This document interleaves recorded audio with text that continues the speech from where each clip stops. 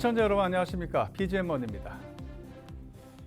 이 중고차를 살 때면 내가 잘 산 게 맞나? 이 덤터기를 쓴 게 아닐까 하는 이 불안한 마음 누구나 가지실 텐데요. 이런 불안감에 대한 대안으로 새로운 판매망이 소비자들에게 제공됩니다. 그동안 각종 제재로 발이 묶였던 현대차 그룹이 중고차 사업 운영과 상생 방안 등을 밝혔습니다. 김홍모 기자가 보도합니다. 현대자동차 그룹이 중고자동차 시장 진출을 공식화했습니다. 현대차는 출시된 지 5년, 10만 킬로미터 내 자사 브랜드 차량을 대상으로 200여 개 항목의 품질 검사를 통과한 차량만을 선별해 상품화 과정을 거쳐 소비자에게 인증 중고차를 판매합니다. 현대차는 자사가 보유한 제조, 애프터 서비스 기술력을 활용해 3단계에 걸친 중고차 품질 검사, 인증 체계를 마련하고 인증 중고차 전용 하이테크 센터를 구축한다는 계획입니다. 또한 중소사업자들과의 상생을 위해 올해 시장 점유율 2.5%를 시작으로 2023년 3.6%, 2024년 5.1%까지 시장 점유율을 자체적으로 제한한다고 밝혔습니다. 대기업의 중고차 시장 진입이 막힌 것은 지난 2013년 중고차 판매업이 생계형 적합업종으로 지정되면서부터인데요. 최근 수입차 업체들이 국내에서 인증 중고차 사업을 하며 국내 완성차 업체들이 상대적 불이익을 받고 있다는 우려와 함께 허위 매물에 화난 소비자들이 이를 해결할 방법 중 하나로 대기업 진출 환영이라는 분위기가 팽배해진 상황입니다. 5% 만약에 비싸더라도 믿고 살 수 있는 중고차를 온라인에서 브랜드 이미지를 갖고 판매할 수 있다. 그러면 소비자들 사는 사람 많거든요. 그러면 시장의 투명성도 좋아지고 허위 미끼 매물 등 불협화음도 많이 사라지면서 시장 파이는 지금보다도 1.5배, 2배 이상 늘리니까 훨씬 더 긍정적으로 볼 수 있는 사안이 많기 때문에 의미가 있는 이런 흐름이라고 볼 수가 있습니다. 정부는 이달 중 심의위원회를 열고 중고차 판매업의 생계형 적합업종 지정 여부를 결정할 계획입니다. 중고차 판매업에 진출하기 위해 지난한 시간을 보낸 현대차. 현대차의 출사표가 어떤 결과로 이어질지 시장에 이목이 쏠리고 있습니다.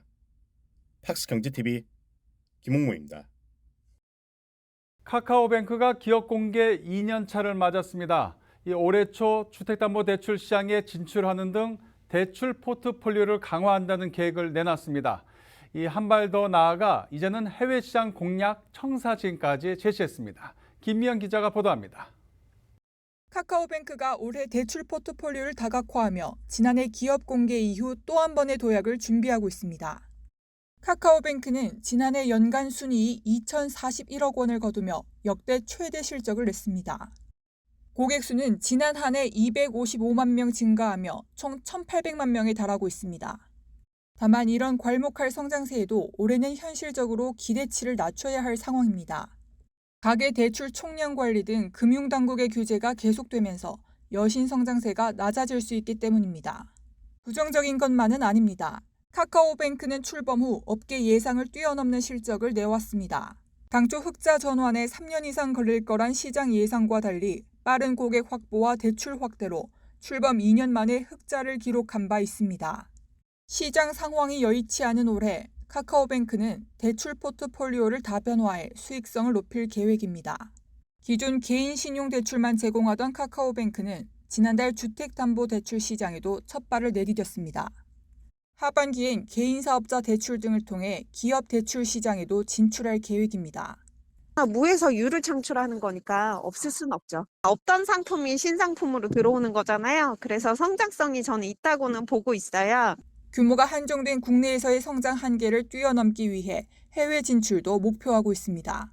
올해부터 카카오뱅크는 해외 진출을 위한 준비를 시작합니다. 해외 진출은 반드시 이뤄내고 싶은 분야입니다. 우리나라의 금융기술의 역량을 보여드리고자 합니다. 카카오뱅크가 대출 포트폴리오를 확대하면서 올해도 성장세를 이어갈 수 있을지 관심이 집중되고 있습니다. 팍스경제TV 김미연입니다.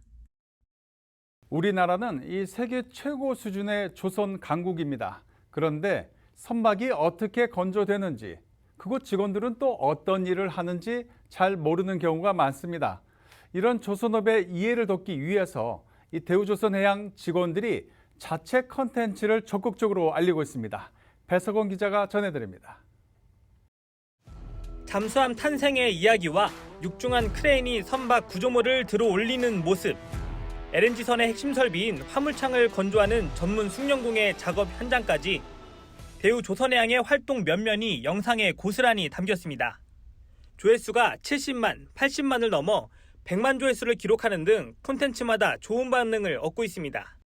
영상 퀄리티가 높아 마치 광고 영상 같기도 하지만 기획부터 대본, 촬영, 편집까지 모두 대우조선해양의 직원들이 담당하고 있습니다. 영상 콘텐츠에 집중하기 시작한 건 2년 전부터입니다. 직원들의 자부심과 서로 간의 직무 이해를 높이기 위해 선박 건조 과정과 직무 브이로그 등을 하나둘 기획하기 시작했습니다. 저희가 이제 일단 직무별로 하면 한번 처음 시도로 직무 다큐를 좀 만들어 보자고 시작을 했어요. 이제 목적은 직원들 자부심을 높이는 거고 또 더 나아가서는 이제 직원들끼리도 직무에 대해서 이해를 하고 그래서 조선업에 대해서도 좀 가치를 다시 세상 깨닫고 하나둘 쌓이기 시작한 영상만 수십 가지. 이제는 일반인들이 조선업을 쉽게 이해할 수 있도록 돕는 가교 역할을 하고 있습니다. 일반 대중들로부터도 호응을 많이 얻게 되면서 시청자 타겟을 좀 더 확대한 컨텐츠를 기획하고 있습니다. 특히 잠수함이나 새벽 LNG선처럼 일반 대중들이 쉽게 보기 힘든 영상을 시청자 눈높이에 맞춰서 가볍게 이렇게 풀어내다 보니까 시청자들이 많이 좋아하셨던 것 같고요. 대우조선해양은 조선업의 발전을 위한 영상을 계속 기획한다는 구상. 그 일환으로 앞으로는 노동 집약적인 모습이 아닌 기술 집약적으로 변모해가는 조선업 현장을 알릴 계획이라고 전했습니다. 학스경제TV 배석원입니다. 스텔란티스 코리아가 푸조, 시트로엥, DS 오토모빌 브랜드 통합 이후 처음으로 공식 행사에서 모습을 드러냈습니다. 이 성공적인 지난해 실적과 2022년 전략을 공유하고 중장기 비전을 밝혔습니다. 김호모 기자입니다. 스텔란티스 코리아가 2022년 다양한 신차 출시를 통해 품질과 양적 성장, 두 마리 토끼 몰이에 나섭니다. 스텔란티스 코리아는 그동안 지프를 주력으로 운영해왔는데요. 지난 1월 한불모터스가 운영하던 푸조와 시트로엥, DS 브랜드까지 공식 통합했습니다. 스텔란티스 코리아는 브랜드 통합에 따른 시너지 창출을 극대화한다는 계획입니다. 지난해 지프는 한국 시장에서 총 1,449대를 판매하며 2019년에 이어 2년 만에 수입차 1만 대 클럽에 재입성했습니다. 매출의 절반을 랭글러와 레니게이드가 차지했는데요. 각각 전체 매출의 30%와 26% 수준인 3,127대와 2,708대를 기록했습니다. 고객이 구매할 때 고려하는 것은 브랜드이지 스텔란티스라는 그룹이 아니다라며 브랜드에 집중하겠다고 밝힌 제이크 아우만 사장은 지난해에 이은 지프 브랜드 1만 대 이상 판매라는 구체적인 목표도 제시했습니다. 지프와 푸조, DS 브랜드는 2022년 총 9종의 신차를 출시합니다. Stellantis' ultimate goal is to become a sustainable mobility tech company. We plan to reach 75 BEV nameplates by 2030, bringing us to 5 million units of global BEV sales by having BEV-only launches in the luxury and premium segments by 2025. 지속 가능한 모빌리티 테크 기업으로의 여정에서 출발선에 선 올해의 스텔란티스 코리아가 기대만큼의 성적표를 받을 수 있을지 관심이 집중됩니다. 팍스 경제TV 김홍무입니다.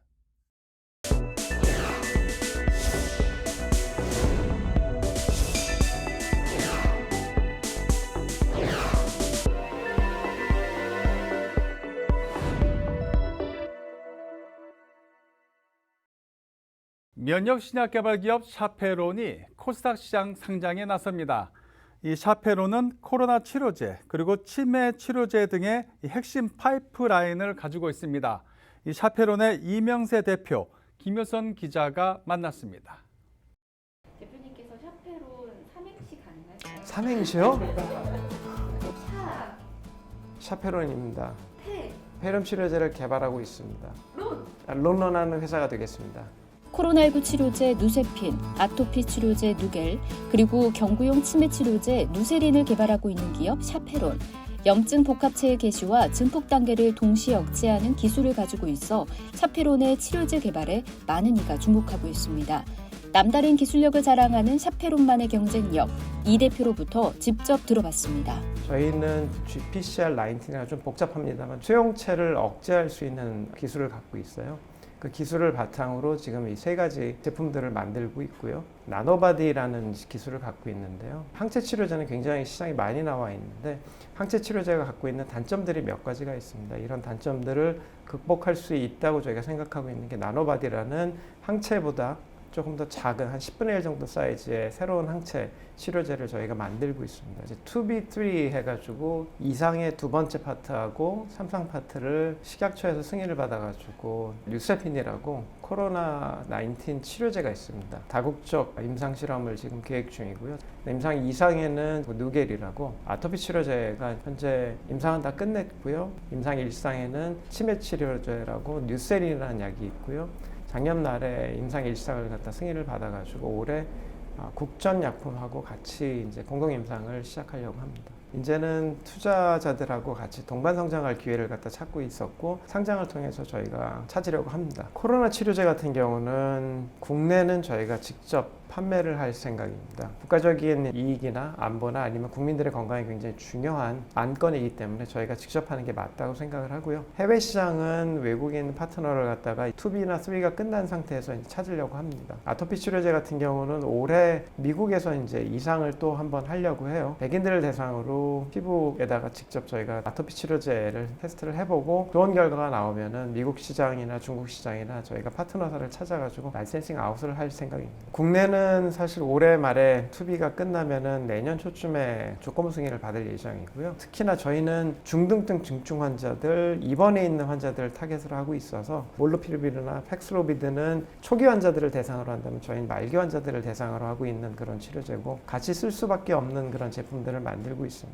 100년 이상 지속할 수 있는 회사를 만드는 게 저희 이제 궁극적인 목표고요. 그러려면 사실 좋은 신약들을 잘 개발을 해가지고 개발된 좋은 신약이 환자들한테 널리 써져야 될 거라고 생각을 합니다. 그런 기업을 만드는 게 저희 목적이고 일단 궁극적으로 환자들이 치료가 돼서 질병에서 좀 프리한 그런 삶을 사시는 분들을 많이 만들었으면 좋겠습니다.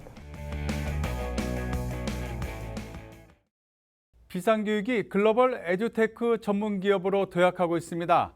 에듀테크와 해외 진출에 방점을 찍고 글로벌 K-에듀를 꿈꾸는 비상교육의 미래 전략, 박주연 기자가 들어봤습니다. 국내 참고사업계 강자 비상교육.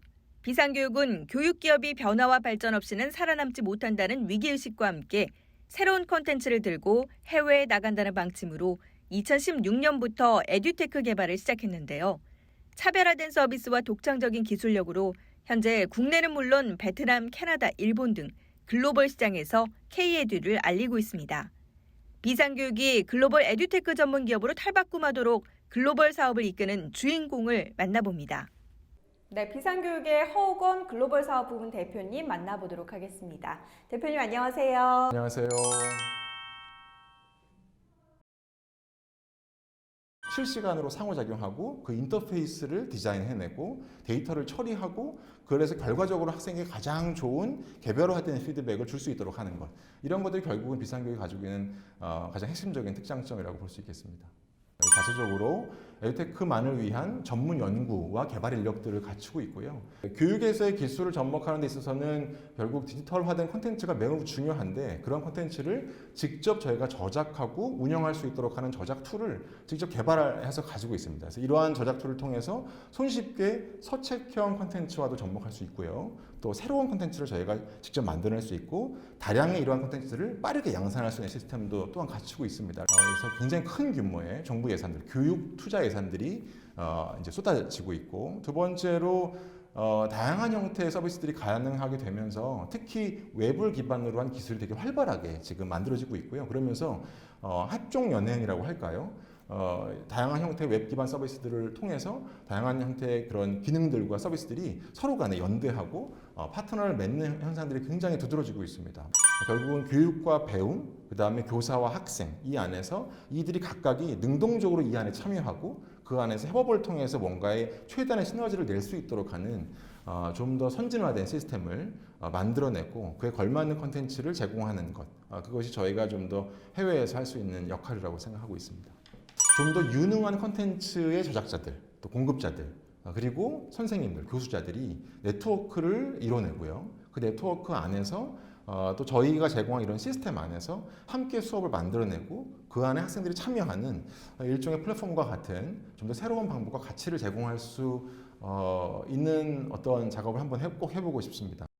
비상교육은 디지털에 대한 역량 강화를 위해 2020년 214억 원, 2021년 186억 원 등 매년 세 자릿수 이상의 투자를 해오고 있는데요. 이를 바탕으로 올해 25% 이상의 매출 성장을 기대하고 있습니다. 비상교육은 앞으로도 전 세계 선생님과 학생들이 함께 활용할 수 있는 학습 플랫폼을 만들어 글로벌 비상으로 자리매김하겠다는 포부입니다. 팍스경제TV 박주연입니다. 자, 이어서 부동산 소식 살펴보겠습니다.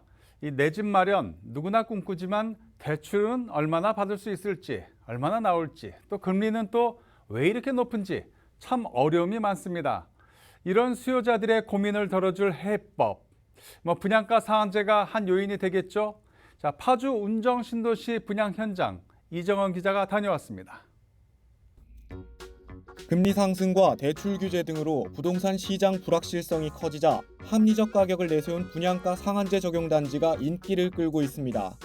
분양가 상한제는 분양가 산정 시 일정한 표준 건축비와 택지비에 가산비를 더해 기준금액 이하로 정하도록 한 제도로 주변 시세 대비 20% 이상 저렴한 가격이 장점입니다. 이 가운데 공공택지로 조성되는 운정 신도시에 분양가 상한제가 적용된 신규 단지가 선보여 관심이 쏠리고 있습니다. 단지는 3.3제곱미터당 1,450만 원 수준의 분양가로 전용 84제곱미터 A타입 기준 4억 1천만 원에서 최고 4억 5,700만 원으로 공급됩니다. 합리적 가격에 더한 생활 인프라도 주목됩니다. 단지 인근 GTX-A 운정역이 2024년 개통 예정으로 서울 및 수도권 이동 시간은 대폭 단축될 전망입니다. 아울러 아주대병원과 국립암센터 분원 유치가 확정된 파주 메디컬 클러스터 조성 사업이 진행되고 첨단 산업단지 운정 테크노밸리도 들어설 예정입니다. 주부들을 배려한 세심한 설계도 눈길을 끕니다. 주방을 거실과 분리해 한쪽으로 들어가도록 배치한 것인데요. 단독적이고 깔끔한 조리 공간 확보에 주안점을 뒀습니다. 운정 신도시 내에서도 희소성이 높은 100타입의 중대형 평형을 274세대 보유하고 있습니다.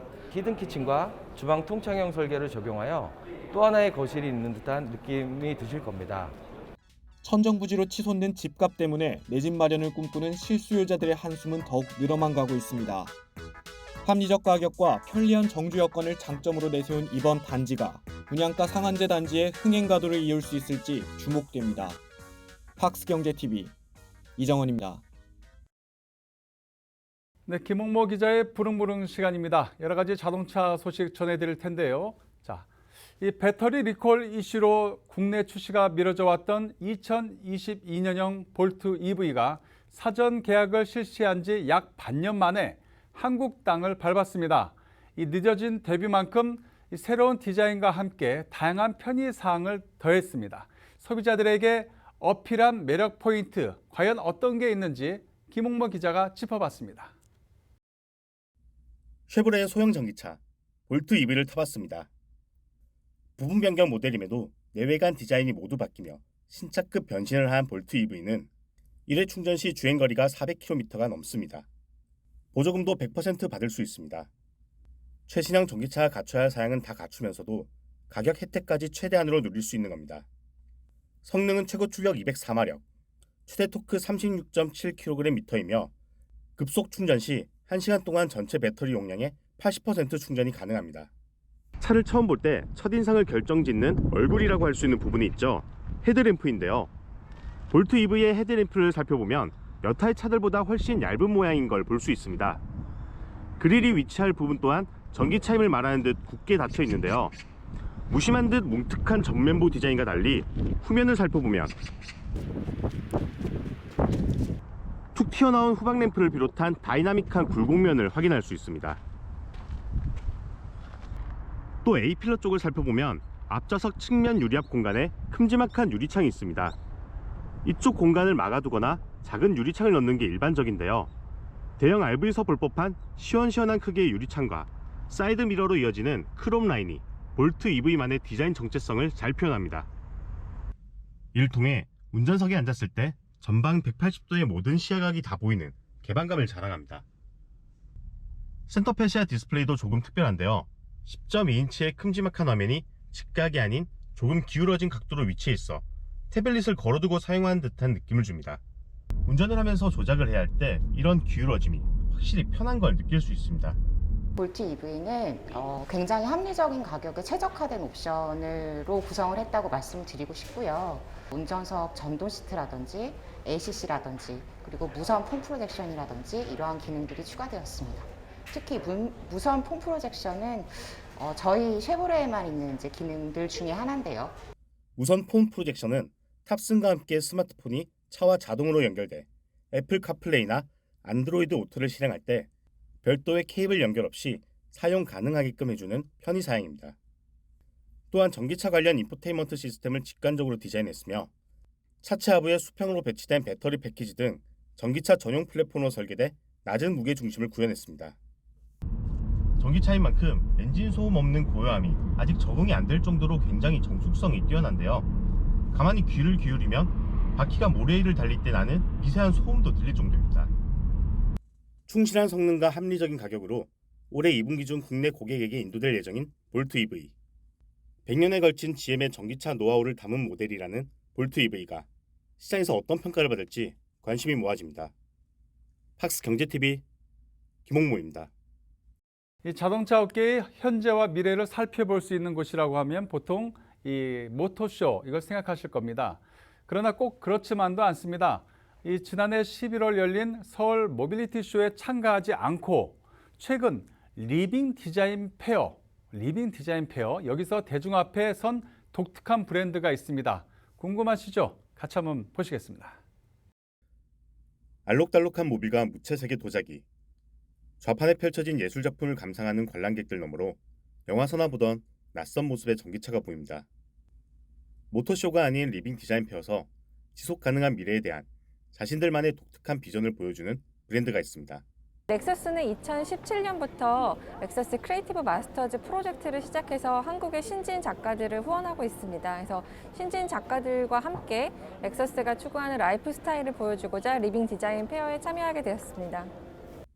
연탄재, 스티로폼, 폐의류, 비닐봉지 등 쉽게 버려지는 생활 속 소재를 공예로 재탄생시킨 작품들엔 제각각의 리빙, 환경을 다시 생각한 삶에 대한 의미가 담겨 있습니다. 제가 사용한 소재는 버려지는 연탄재를 활용했는데요. 그리고 제 작품의 제일 중요한 부분은 과정 속에서 사라지거나 버려지는 부분에 대해서 주목을 했다는 점인데 기존의 제 작업 방식에 연탄재라는 버려지는 재료까지도 포함해서 버려지는 부분에 대해서 관객들이 생각할 수 있는 기회를 드리고자 합니다. 쓸모없는 것에서 예술작품으로 변신한 작품 옆엔 렉서스 브랜드의 변혁을 상징하는 전기차 컨셉카 LFG 일렉트리파이드가 사람들을 맞이합니다. 고성능 전기 모터를 탑재해 제로 빼기 3초에 불과한 레이싱 머신의 단단한 외관은 정적인 전시 공간에 무심한 듯 역동성을 더합니다. 2030년까지 모든 제품군에 전기차 모델을 도입한 뒤 2035년엔 100% 전기차 라인업 구성 계획을 발표한 렉서스 코리아. 그 과정에서 단순한 완성차 기업이 아닌 인류와 사회를 위해 행복을 양산하는 기업이 되고자 한다는 이들의 포부에 많은 사람들이 주목하고 있습니다. 팍스 경제TV 김홍모입니다. 국내에서 판매되는 외제차 오프로더라고 하면 미국산 오프로더 이 지프 랭글러 아니면 이제 영국산 오프로더 랜드로버 디펜더가 있죠. 이들 외에 새로운 오프로더가 한국 시장에 출사표를 던졌습니다. 1996년 단종됐던 브론코를 2세대 모델로 부활시킨 포드 코리아가 출정식을 가졌습니다. 그 현장 김홍모 기자가 다녀왔습니다. 단단한 차체에서 뿜어져 나오는 묵직한 무게감. 1세대 모델을 현대적으로 재해석한 레트로 감성의 디자인. 포드의 상징적인 오프로드 SUV 뉴 포드 브론코가 국내에 상륙했습니다. 브론코는 올해로 57년의 역사를 자랑하는 포드 자동차의 대표적인 오프로드 SUV인데요. 25년 만에 생산이 재개된 모델인 만큼 강력한 퍼포먼스와 스마트한 주행 능력을 갖춰 돌아왔습니다. The launch of the new Ford Bronco has significant meaning not just for Ford Korea but also for the Korean SUV market. The new Ford Bronco will redefine the meaning of an off-road SUV. 뉴포드 브롱코는 10단 자동 변속기와 함께 최고 출력 314마력, 최대 토크 55kgm의 성능을 발휘하며 복합 연비는 리터당 8.2km입니다. 특히 곤 모드를 통해 지형에 맞는 6가지의 주행 모드를 지원하고 고성능 오프로드 안전성 서스펜션 시스템 및 트레일 툴박스를 장착해 오프로딩 능력을 강화했습니다. 포도 하드탑 아우터뱅크스 단일 모델로만 출시되는 뉴포드 브롱코는 문과 천장이 편리하게 탈부착 가능해 오프로드 감성을 극대화한 야외 주행을 즐길 수 있습니다. 처음으로 오프로드에 도전하시는 분들도 다양한 기본 옵션이 준비되어 있기 때문에 추가적인 비용 없이 굉장히 쉽게 진입할 수 있는 그런 모델이라고 보실 수 있을 것 같습니다. 브롱코 출시 이후에도 오프로드뿐만 아니라 다양한 고객의 니즈를 반영한 모델들이 앞으로도 출시할 계획이 있습니다. 동그란 모양의 헤드램프 사이로 포드가 아니라 브롱코를 걸 만큼 독자적인 브랜드 상징성을 갖춘 오프로드 SUV인 뉴포드 브롱코. 미 대륙을 달리던 야생마가 한국 SUV 시장에 새바람을 불러오고 있습니다. 팍스 경제TV 김홍무입니다.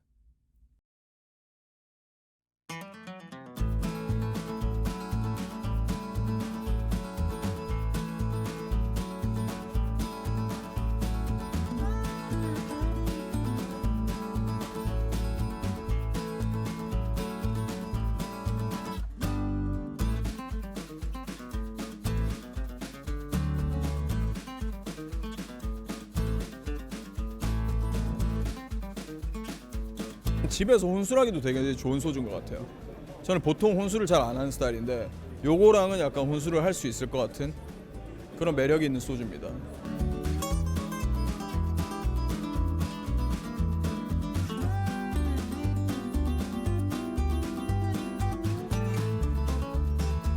증류식 소주의 좀 대중화를 위해서 저희가 준비한 제품이고요. 박재범 대표님이 오래전부터 준비한 그런 수건 사업이기도 했습니다. 이런 해외 시장에 우리 술들이 참 좋은 것들이 많다는 것을 알리기 위한 작업을 진행할 거고요. 대한민국 대표 소주로서 해외에 소주라는 카테고리에 원소주가 놓여 있는 것을 바라고 있습니다.